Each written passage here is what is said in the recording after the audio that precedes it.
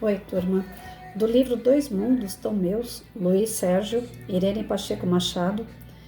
Se eu não me engano, gente, ontem, na hora que eu estava expondo lá a interpretação do texto, eu acho que eu falei Sérgio Luiz. Mas se eu falei, me desculpa. Às vezes o tic-tac não me ajuda muita coisa, não. Hoje, no capítulo 13, Alessandra, a certeza da fé.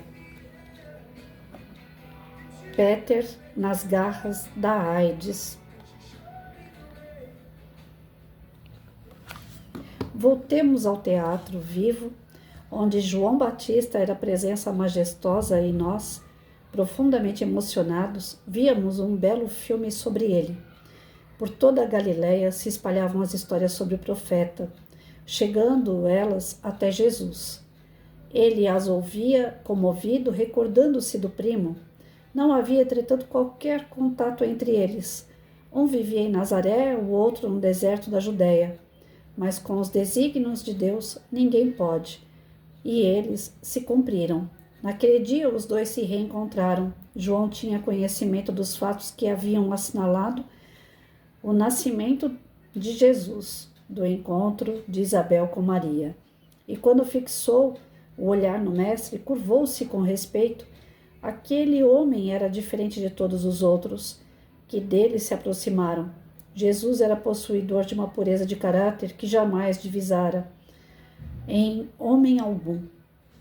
Jesus pediu o batismo a João e este falou: Eu careço de ser batizado por ti e vens tu a mim? Com branda, mas firme voz, Jesus respondeu: Deixa por agora, porque assim nos convém cumprir toda a justiça. Humildemente, João desceu com o mestre ao Jordão. Ao deixar as águas do Jordão, Jesus inclinou-se em oração. Quanto exemplo ele nos deu com este gesto, o de que cada ser precisa lavar-se na água da humildade para ter a força de viver no plano físico. João, emocionado ao ver Jesus, curvado diante dele, orou a Deus com o coração repleto de lágrimas. Quanta beleza diante de nossos olhos! As luzes foram apagando e nós nos preparando para a retirada. Da porta contemplei o jardim de Maria e fiquei a pensar sobre os que renegam a mãe de Jesus, dirigindo-lhe palavras duras. São os fariseus de ontem, os mesmos espíritos que depois queimariam os cristãos. Hoje não chegam a tanto, mas usam as palavras duras da crítica, do ódio e do fanatismo. Entretanto, Maria, como mãe amorosa que é, ora a Deus pedindo perdão por todos aqueles que ainda julgam que só a sua religião é a certa, enquanto que a religião ensinada por Jesus foi e ainda é a da humildade, do perdão, do amor. Não devemos forçar ninguém a crer no que julgamos certo. A Inquisição surgiu do medo e da covardia. O espírita deve ter consciência de que a fé, por ser raciocinada, não exige que ele saia à rua com o estandarte da propaganda ou que se arme da crítica para desprezar os que não pensam como ele ou os ameaçam com o chicote do fanatismo. No jardim de Maria, deixei meu coração cantar essa canção. Eu vos amo, Senhora, Mãe de todos nós, bendita sois vós, Maria de Nazaré, força da vida, santuário da minha fé, Mãe querida, Maria, vinde a nós, o coração dói tanto, bendita sois vós, secai meu pranto, Senhora, Rainha do céu, exemplo de fé, Maria de Nazaré. Andamos ao léu, ajudai-nos, Senhora, a caminhar em paz. Senhora, consolai-nos, precisamos de mais. Maria, Maria, Mãe de Jesus. Ao terminar, um dos irmãos me perguntou: Gostas muito de Maria, não é, Luiz? Amo Jesus e respeito aquela que o carregou ao colo. Depois, não concebo alguém se dizer cristão ou espírita cristão e apontar erros nos outros, esquecendo-se de que Jesus não veio destruir a lei, veio vivê-la na sua plenitude, ensinando os homens a respeitá-la. Não vimos Jesus pregando contra as Escrituras? Em nenhum momento sequer ele desejou rasgar o Antigo Testamento, e Allan Kardec, o grande codificador do Espiritismo, revelou a todos os homens a beleza do Espírito. Ele transformou o Espiritismo supostamente relacionado com bruxarias e superstições, numa doutrina reveladora, onde o homem encarnado pode conhecer o mundo espiritual à medida que vai desprendendo-se da matéria. O verdadeiro espírita nada deseja destruir, pois tem a consciência de que seu tempo como encarnado é mínimo e precisa ser aproveitado no estudo das obras básicas e nos trabalhos caritativos. Podemos perceber que os que vivem em polêmica, atacando aqui e ali, nada fazem, passam pela doutrina em total ostracismo. Só o amor constrói. Quem vive em contendas tem por companhia a vaidade e o egoísmo. Allan Kardec continuei conhecendo muito bem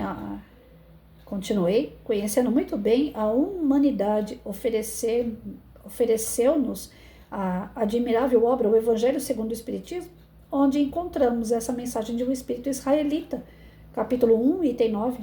Não vim destruir a lei. O Cristo foi iniciador da mais pura, da mais sublime moral, a moral evangélico-cristã, que há de renovar o mundo, aproximar os homens e retorná-los irmãos, e há de fazer brotar de todos os corações humanos a caridade e o amor ao próximo, e estabelecer entre todos os humanos uma solidariedade comum. Desavenças, agressões morais, cada um desejando tornar-se o dono da verdade. É triste, nada constrói. E mais triste ainda é convivermos com tais fatos. Sabe, Luiz, que existem espíritas contrários ao Antigo Testamento? É que eles se consideram melhores do que Jesus, falei. Não só contra o Antigo, mas contra o Novo Testamento também. Na concepção desses falsos espíritas, a doutrina espírita deveria existir sozinha, sem vínculo com os antigos construtores, esquecendo-se eles de que o sacerdote de ontem pode ser o espírita de hoje, praticando os mesmos erros. Não devemos criar na doutrina rituais e dogmas, completei. Todavia, cabe-nos respeitar outras religiões que os criaram. É dever do cristão assim proceder ainda mais se ele é espírita e estuda as obras básicas, onde encontramos Allan Kardec dando lições de hombridade. No livro O que é Espiritismo, Allan Kardec oferece a todos nós um banho de sabedoria, quando dialoga com o crítico. Pequena conferência espírita, primeiro diálogo. Eis uma das mais belas passagens desse importante livro, quando o visitante pergunta: então, no vosso entender, a crítica para nada serve, a opinião pública nada vale?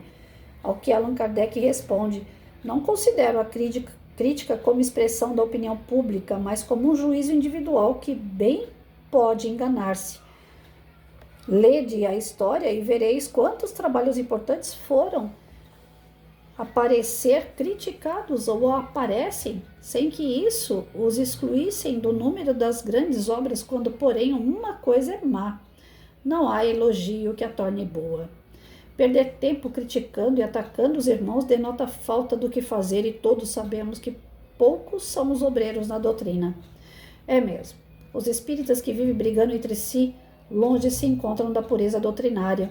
Allan Kardec, em nenhum de seus livros, atira pedras no quintal do vizinho, por isso ele foi escolhido para virar a página da história. Uma doutrina só é verdadeira quando reforma o homem.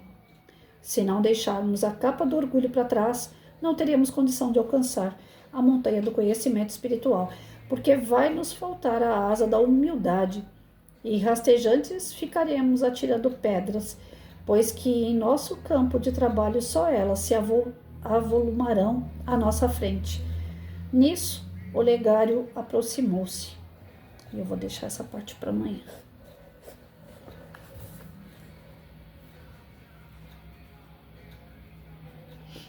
Então, vocês veem aqui que existe um debate a respeito das crenças do Velho, do Novo Testamento, de Maria, da própria condição do Espiritismo sendo uma doutrina ou ligada a outras.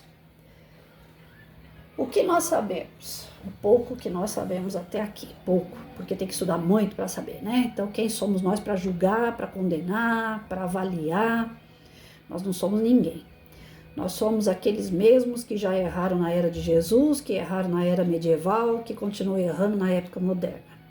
Nós somos aqueles que estamos tão atrasados, por isso que nós estamos aqui no planetinha de prova e expiação. Então nós não somos dono da verdade coisa nenhuma, né? Já começa por aí. Quem é a Patrícia na fila do pão para falar o que está escrito aqui é certo, é errado, existiu, não existiu, foi verdadeiro, não foi verdadeiro? Eu não sou ninguém. Eu sou uma pessoa que estuda junto com vocês aqui, que tem 2 anos e meio, quase 3, que se empenha todos os dias fazer estudos de 5 a 6 horas por dia, mas ainda assim me falta base para falar algo formado na mente do tipo, eu tenho isso por verdade, porque eu estou estudando. Então a verdade mesmo, a gente só tem quando a gente se torna um espírito mais evoluído. Eu ainda estou longe disso, então o que eu posso dizer? Dentro daquilo que o meu coração aceita, eu acredito em Maria, eu acredito que, assim como nós temos nos estudos dos princípios da doutrina espírita, é dito, nós temos 3 revelações. Primeiro, Moisés, ele tinha que vir conter um povo selvagem, então ele teve que falar lá olho por olho, dente por dente, ele teve que usar aquela voz dizendo que foi algo vinda de Deus para conter toda uma selvageria, e ele conseguiu. Depois nós tivemos Jesus, a segunda revelação, que passou por todas as tormentas morais, todas as tormentas físicas, mas elevando espiritualmente cada vez mais e mostrando para a gente que aquele seria o caminho, que o nosso caminho é Jesus. O caminho, a verdade e a vida. Para chegar ao Pai precisa ter o amor que Cristo ensinou. Eu creio. E depois veio a terceira revelação, a doutrina espírita. Que a doutrina espírita nada mais é do que os estudos sobre o espiritismo e colocados pela codificação feita por Kardec e os espíritos mais superiores. Como que a gente pode ter certeza que essas comunicações eram comunicações reais? Pois elas eram respostas da mesma pergunta e vinham de vários países, não eram pessoas, médiums conhecidos que estavam no mesmo grupo, na mesma sala, não. Eram médiums que estavam espalhados por outros países. As perguntas iam até eles e os espíritos irradiavam as respostas bem semelhantes umas das outras para que pudesse haver a codificação. Através de pergunta e resposta veio o livro dos Espíritos, depois veio a moral de Cristo através do Evangelho segundo o Espiritismo, que nada mais é do que uma interpretação de passagens bíblicas de Jesus.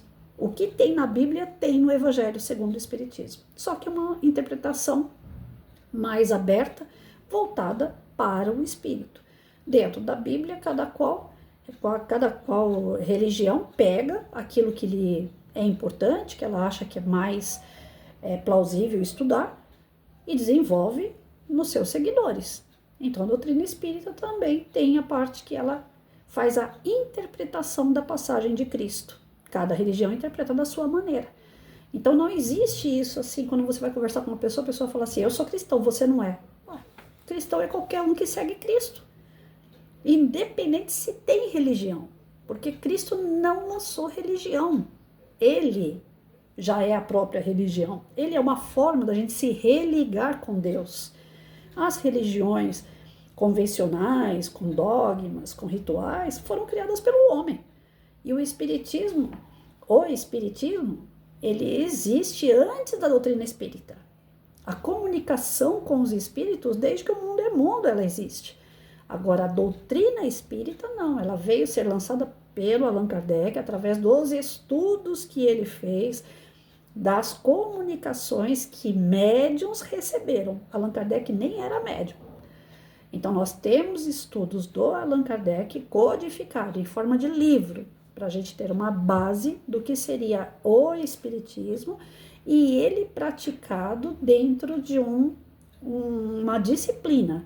A doutrina é para disciplinar essa questão do espiritismo, para não haver rituais, para não ficar associando toda a comunicação espiritual é coisa do demônio, porque na Idade Média a igreja sabia do espiritismo, ela sabia que é possível comunicar. E aí cada um que falava que comunicava com o plano espiritual ia para a fogueira, ia para a tortura. Os próprios padres, os próprios homens e mulheres que faziam parte do clero religioso, eles eram açoitados até a morte, eles eram todos torturados até a morte, se eles quisessem abrir a mente um pouquinho mais para a questão espiritual, porque só os bambambam da igreja que podiam ter essa informação. E era guardado as 7 chaves. Porque se o homem descobre que ele é um espírito individual, livre, e que ele está aqui para progredir, ele poderia progredir muito mais do que a própria igreja. E isso seria uma ameaça para a parte financeira da igreja e política, que faziam acordos com os reis da época e tudo mais.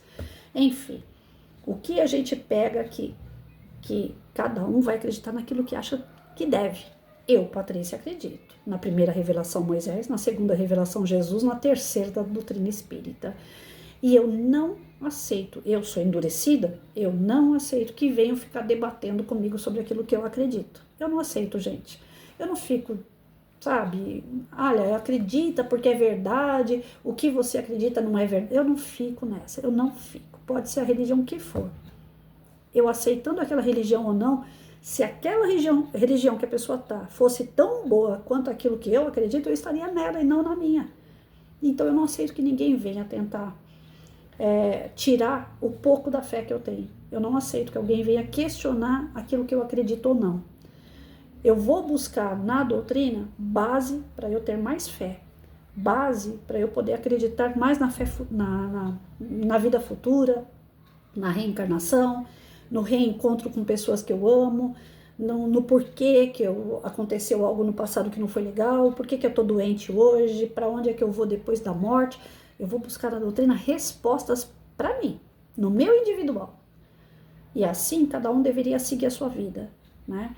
Mas o que é pior, quanto mais eu estou estudando, que eu vou buscar outras obras e que eu faço os canais e tal, eu tenho visto muita briga de espírita. Entre os próprios espíritas, uns querem ser ortodoxos, os outros querem ser mais oba-oba, os outros querem colocar espiritualismo no meio da doutrina espírita, sabe?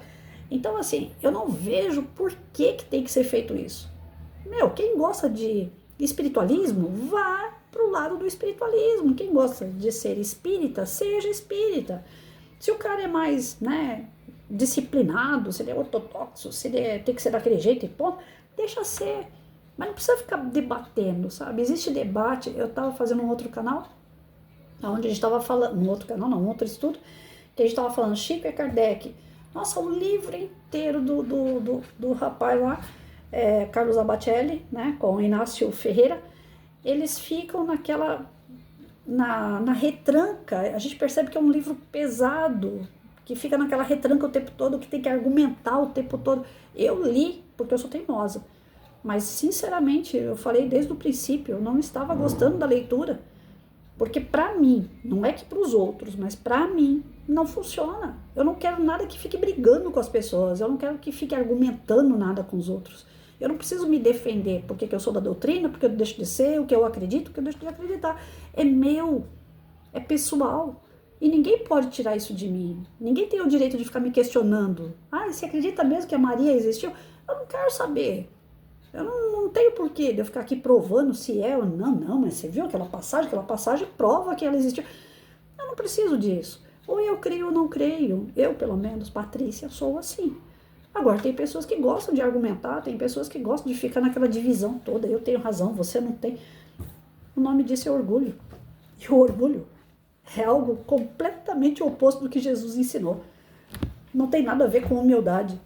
E fora da humildade, fora desse contexto que a gente precisa tanto de ser uma pessoa boa, não tem salvação. Então, eu não quero ser uma pessoa arrogante, que prevaleça a minha palavra, os meus argumentos. Isso daí eu fiz enquanto professora. Eu acho que enquanto professora eu errei tanto também em relação a isso, porque se eu tinha alguma ideia, alguma verdade, eu colocava ela na sala de aula, por mais que eu falasse para o meu aluno, vai lá e pesquisa, vê se o que eu estou falando é verdade. Raras vezes, pouquíssimas vezes, eu falei para o aluno, tá certo, você tá certo. Eu não dava essa brecha. Eu sou a professora, quem tem que ter razão sou eu. Então, eu falhei 32 anos numa sala de aula, dando abertura para o meu aluno pesquisar, para ele ampliar o conhecimento dele, mas raras vezes dando para ele aquela moral, sabe? Olha, parabéns, você sabe mais do que eu. Porque isso ia cair no quê? No meu orgulho. Onde já se viu um aluno saber mais do que o professor? Eu sou da era, né, daqueles professores raiz, que a gente é que manda e o aluno obedece. Então, na parte de religião, eu nunca me vi nessa situação, porque eu sempre respeitei cada qual do jeito que ele quer ser. Aquilo que faz bem para ele, ele que vá. Se fazer ritual faz bem para a pessoa, faça ritual. Mas não precisa trazer o ritual para dentro da doutrina espírita. Porque a doutrina espírita não tem ritual. Você quer ser mais disciplinado? Então, se você vai lá na Umbanda, na Quimbanda, se você vai no budismo, ali não tem. Então, você está no lugar errado, você vai se sentir infeliz. Aí você vai ficar ali falando mal do lugar onde você está? Muda. Se aquilo não está te fazendo bem, muda. Para isso existem várias religiões. E aí eu volto a repetir, Jesus não fez religião, não criou religião. Ele não trouxe nenhuma. Ele falou assim, ó, segue essa religião, porque senão não vai ter salvação. Ele falou, ame. O único caminho que vocês têm. O caminho, a verdade, a vida, é aquilo que eu estou ensinando. O que ele ensinou? Amor. Ele se deixou ser batizado por João. João falou assim, mas eu não tenho moral para isso. Ele falou, não, mas eu quero que você faça isso. Jesus beijava o pé das pessoas, lavava os pés, né? Beijava não, lavava os pés das pessoas. Ele tirava as doenças das pessoas através de um abraço. E nós, qualquer pessoa que estiver gripada, a gente fala assim, chega perto de mim não, que eu não quero pegar gripe. Não é isso? Nós estamos numa moral tão atrasada, a gente tem que se preocupar tanto com a nossa moral ainda, e a gente está preocupado em ficar criticando dentro da doutrina quem está certo, quem está errado. O que é doutrina espírita é doutrina espírita, não tem que ser questionada, nem mudada, nem nada.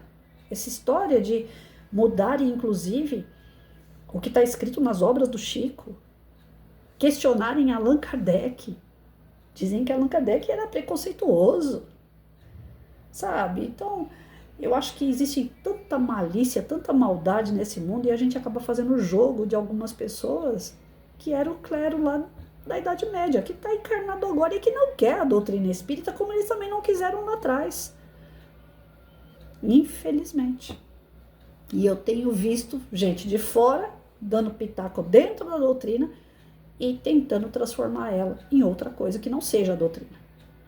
Existe a possibilidade de acabar a doutrina espírita? Não, porque vai ter sempre gente que vai levantar a bandeira dela.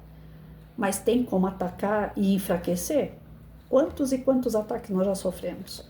Quantos médiuns já sucumbiram? Quantos médiuns que tinham tudo para poder trazer um alento às pessoas, trazer esperança às pessoas, não acabaram sucumbindo por orgulho, por egoísmo, por vaidade? A doutrina, como qualquer outra religião, é feita por homens. E nós podemos ter falhas sim. Não tem nada perfeito na doutrina. Tem homens envolvidos nisso. Só que a gente tem que ter o discernimento e o respeito.